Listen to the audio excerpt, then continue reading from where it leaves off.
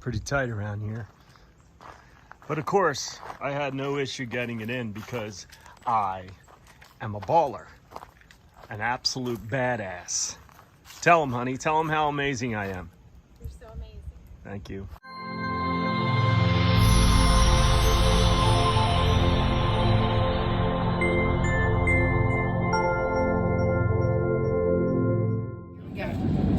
Your review of Georgia.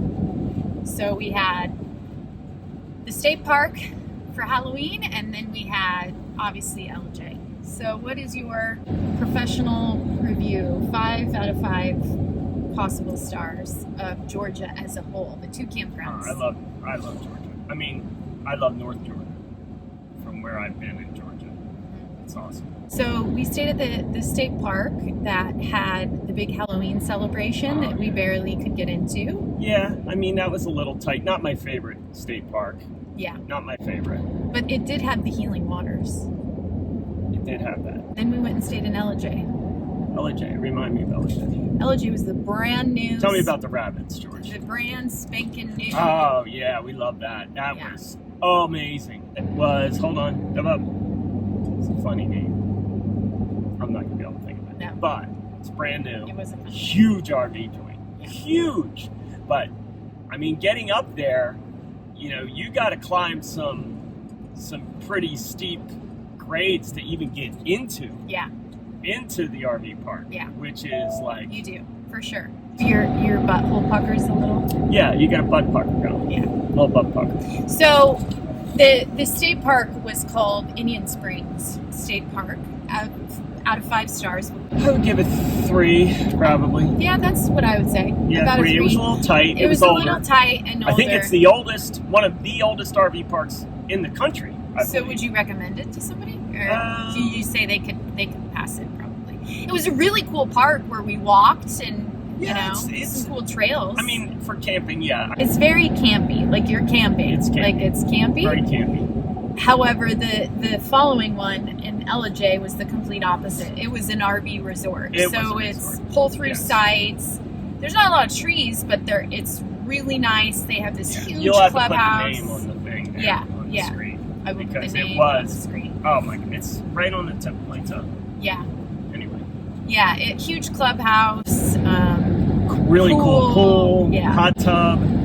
You know, really outdoor awesome like TVs to sit at the fire and watch football, and they had all kind of games because it was Halloween. So yeah, they had all kind of stuff for the kids to do. Yeah, and it is big. Yeah, it's huge. It's separated up into like 3 areas, which all are together but still separated.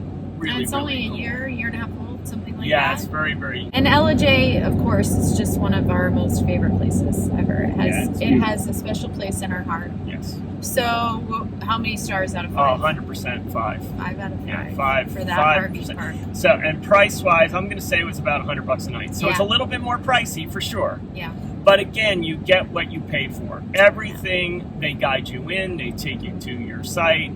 They have camp hosts there that they're always around. They have a margarita cart that comes around, $5 margaritas, which was really kind of cool. But they weren't the best margaritas, but it was really kind of fun. Yeah. People were super nice. Great place to ride bikes. Yeah. It was really I think all in all, if you're going to go through LJ, stay at that RV park and then go through town. The town's awesome. The people are super nice. Yes. There's wineries if you're into the Georgia wineries. I'm not so much into the Georgia grapes, but it's beautiful. So there's lots of things that you can just drive around. Snob. I'm a wine snob for sure. You're a wine snob. So all in all, great trip. Great time through Georgia.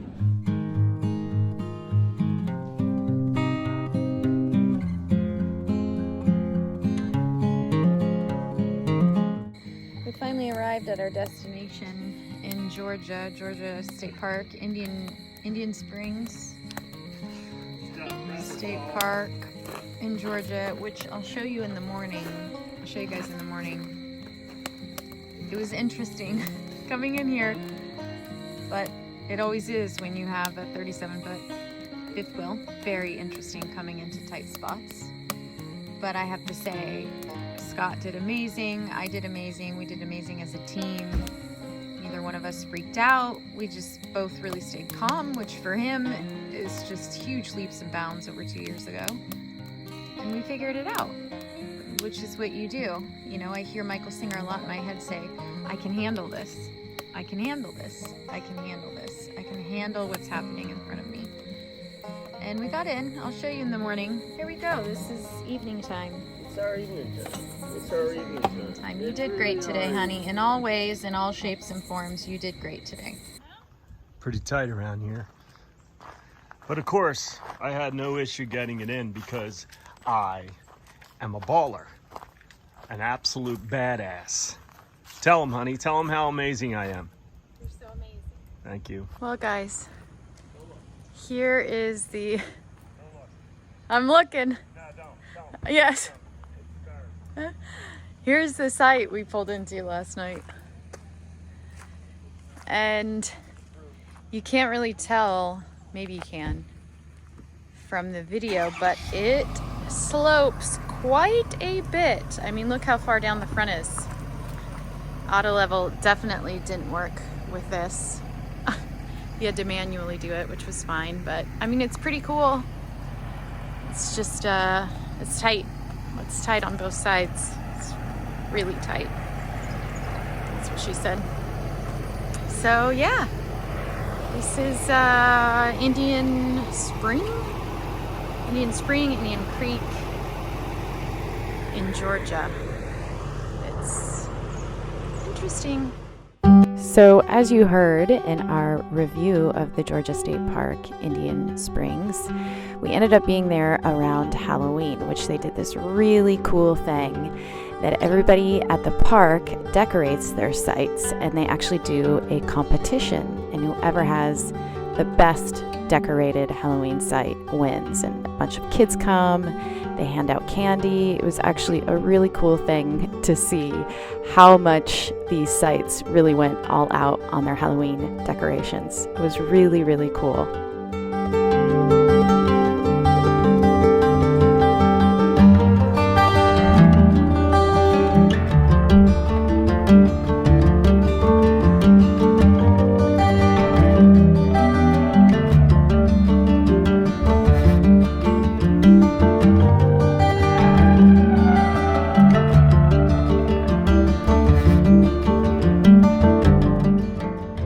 Along with some really cool Halloween decorations, they actually have some great hiking trails around the area and a special spring where it is said that the waters that come from the springs are healing. So all in all, I think it's a great park to go through and see. Maybe not to stay if you have a huge rig, but stop by the area, do some hikes, and if you're lucky enough, go around Halloween to see all the magic.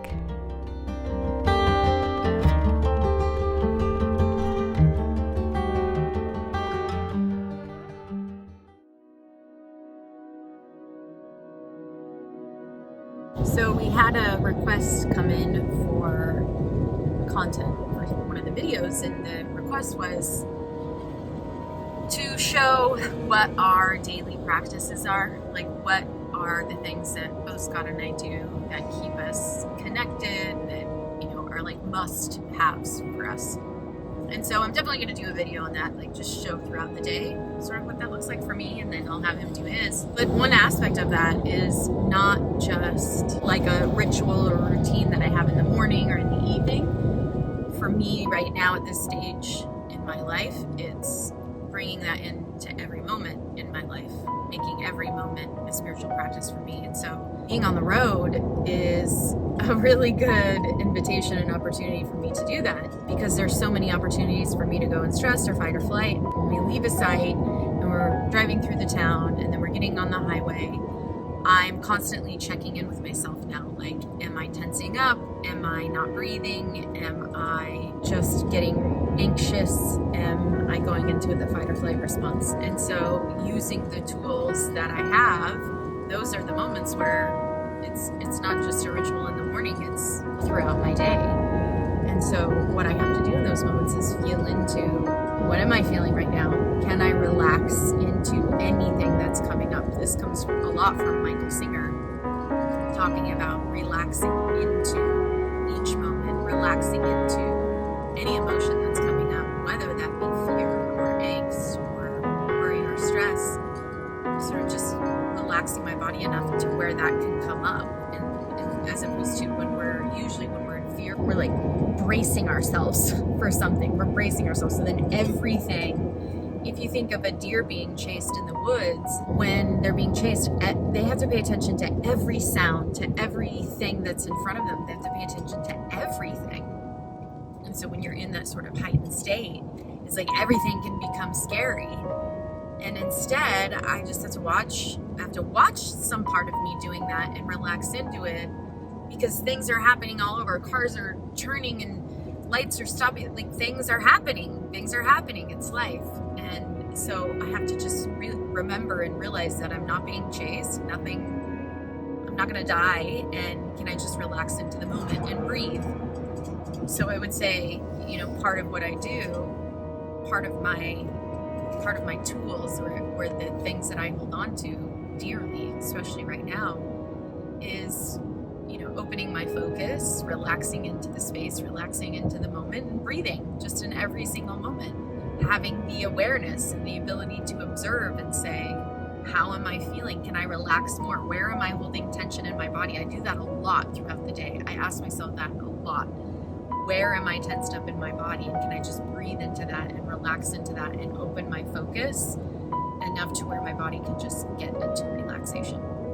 So I wanted to share that because that is an essential piece for me that I practice throughout my day, not just in a routine. I believe, at least again for me,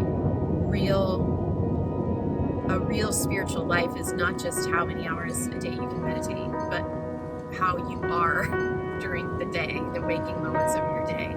Because meditation or breath work or whatever you do doesn't matter if you're not bringing it into your every moment of every day. What do you do, honey, when you notice yourself in sort of honestly, right now, probably the biggest thing is breathing. Just making sure, because I tend to hold my breath. And once you're aware that you hold your breath, which most of us do, just kind of what you were saying, I just try to keep that in my mind. Yeah. And when it crosses my mind, then I take a breath and I just, try to just relax, look around, everything's great. And Well, we just arrived in Tuolumne Ridge, our first pull-through site of this trip, which is nice because then you're not having to do the whole back-end thing, which is really a nice break. So it's just, you pull it right in. Really cool place in Ellijay, Georgia, which we love, love, love Ellijay. It's quite a bit of a contrast, a difference from the state parks. These are very well kept.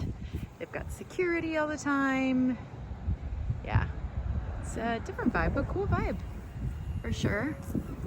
And he's setting up Joni. We got the auto level going, which probably works beautifully because we are on basically flat and level ground. And there's, of course, Murphy. So quite different, not quite different, but different from where we've been staying at so far.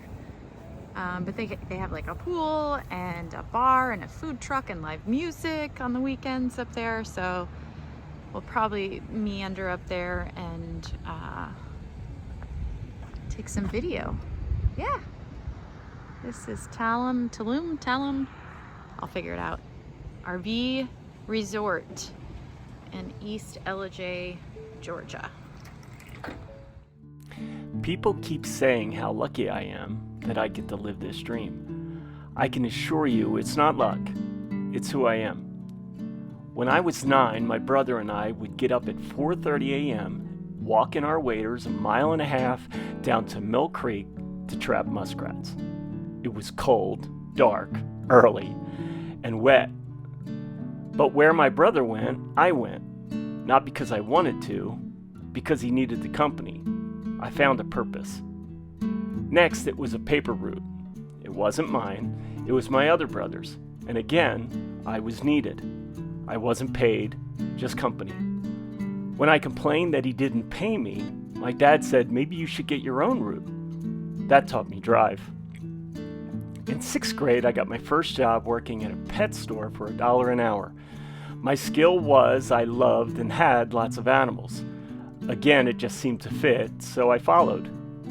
When I was 11, the neighborhood bullies ripped down my backyard fort. I took the pile of broken wood and built a 60-foot half-pipe skateboard park right in the middle of my yard. That taught me how to overcome adversity. I've worked as a busboy, a dishwasher, even a janitor that cleaned offices at night. In the summers with my brother, roofing and siding homes. These weren't my purpose in life, but they led me to it. Process of elimination.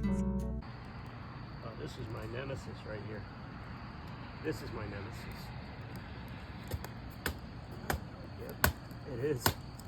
It's my nemesis, honey.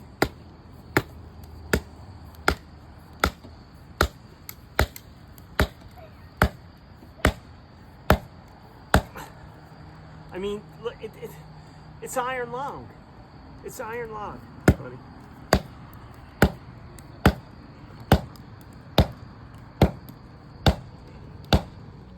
I never went to college. That really wasn't an option. It was building for me. Legos, erector sets, Lincoln Logs, models, Tonka trucks were my subjects. Building was my major. After high school, I got a tool belt and went to work. At 19, I started my company, Specialty Woodwork. 40 years later, I sold it. Not because I wanted to, because I had to. Divorce will do that. That taught me it's not the job, it's the man. The rest is history. I don't have piles of money. I still need to find work or sell things, but I know somehow it will just work out. It always has. I'm not lucky. I'm just not afraid to try.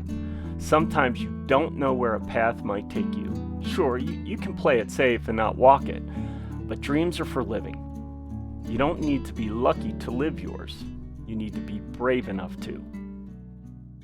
So I had to share with you guys this really fun manifestation story that took place in Georgia. We have loved Georgia since the first time we went there. I think in spring of 2022, I think was the first time that we actually went there and stayed. We drove through Georgia, of course, but never actually stayed. And we found this really cool small town called Ellijay, and we just fell in love with it. It's got some cool lakes, and the town's just really cute and tiny, and it's just beautiful. And so we fell in love with it, and we've been back since a couple times. So on our journey of life, as we are on right now, of course, we had to make Ellijay one of our stops on the way out to New Mexico. So a few weeks ago, I don't know, maybe a few months, I had a meditation where I saw clearly sort of what my purpose is and who I really am, and you know, just some really deep things, some answers to some really deep questions I've been asking. And one of the things that I remembered was that in my first experience with energy, with awakening to the truth of who I really am, with frequency, was at a 4-day advanced Dr. Joe Dispenza meditation retreat. This was back when he only did 4-day retreats. And I remembered that in that meditation, I was wearing malachite, this huge, beautiful malachite necklace. Now, malachite is a stone, is a crystal that is used with the heart chakra. It's green, and it's really used to open up the heart.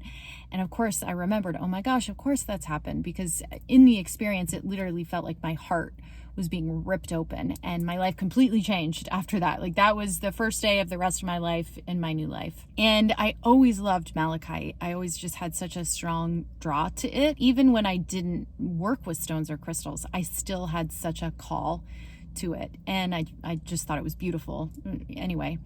And malachite can be pretty spendy. And so after I had that meditation, I was like, I am going to draw to me, bring into me, manifest to me a malachite necklace. And there was a couple things that I was certain of, that I didn't really want to pay, or I didn't want to pay much for it, because the one that I had, it was a pretty small stone and it was $50. And like I said, malachite can be pretty spendy. And so I didn't want to pay a bunch for it, and I wanted it to show up like basically kind of out of the blue. I wanted it to be a really fun manifestation. So now here's the key thing. I let it go. I let it go, and I freaking knew it would show up. Like, I didn't have any doubt. I just was like, universe, this is what I want, and bring this to me. And I let it go, and I forgot about it. And I wasn't looking for it. I wasn't like hoping for it. I just knew. So like when you just know something's going to happen, you're in a completely different energy around it. You're not looking for it. Like, you're not worried it's not going to show up. You just know it's going to show up in some really cool, bizarre way. And so that was, like I said, a couple weeks ago. And so we go to LJ, and as you can see, all of our video, just again, such a cool little town. And for the first time, I noticed this shop there in the center, the circle in the center. And I never really noticed it when we were there before. It was like this cool little like antique, you'll see the video of it if I've already put it ahead of this one. And I just had this strong draw to go in there. We've been to LJ multiple times now, and I never really noticed it, just didn't notice it. And I noticed it this time, and I was like, we have to go there. We were only there 2 days. So I was like, I have to go there one of the days. So of course I went and got my favorite massage at my favorite place. And Scott was like, I'll come pick you up after, and we'll go into that really cool shop. So we end up going through it. We go through this entire store, which for me, I love them. I could spend hours in these stores. He, on the other hand, doesn't have patience for that. He's like in and out, typical classic Philadelphia behavior. In and out, no bullshit and no looking around. And I could spend hours in there. So we go through there, and he like hurries up and leaves. And I was still just looking at everything. And I knew there was something I wanted to get in there. I didn't know what, but I just knew like there is something that I need to get in here and bring home with me. So after I'm pretty much at the end, I find this, because they have like little nooks and with, just different things. And so I'm drawn to this little nook. I look over and I see this green necklace, and I'm like, holy shit. I go over, I look at it, and I find this. Now, the price tag was $10 on this thing. This is a whole lot of malachite. This is a huge malachite necklace. In fact, it's heavy. It's really heavy because it's a shit ton of malachite. $10. Now, if you went into a crystal shop, most likely you would find one of these pieces for $10. One piece would be $10. I got this whole necklace of malachite. So not only did the universe provide to me what I asked for, it came tenfold. It came in a way that I would have least expected, this tiny little shop in LJ. And holy moly. So it was like, to me, it was saying like, we won't just give you one little piece. We'll give you a whole necklace of it. And I couldn't believe it. I was like, of course. And then when that happens, your heart just opens even more. You're like, of course I'm connected. Of course, when I have fun with something and then I let it go, and I know it'll come, and I'm not worried about it. I'm not angsty. I don't need it to make myself feel better. I'm just in the play of life and in the fun of life. It just adds to the experience. I don't need the malachite to show up to feel happy. It's just a fun experiment. So, fun manifestation in Georgia. I had to share with you guys, of course, as a lesson to myself and as a lesson to all of us, that we are always manifesting our reality. Our reality is a manifestation of our minds.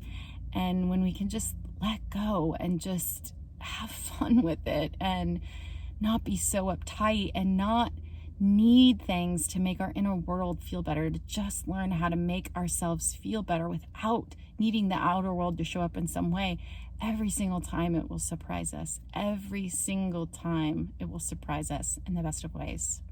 So there you go. Manifestation in LJ, Georgia. Well, that's it for Georgia. All packed up. Murph is ready to go. We are done in Georgia, but I will say these skies in Georgia, holy moly, the clouds are really, really magical. Until next time, Georgia, on to Tennessee.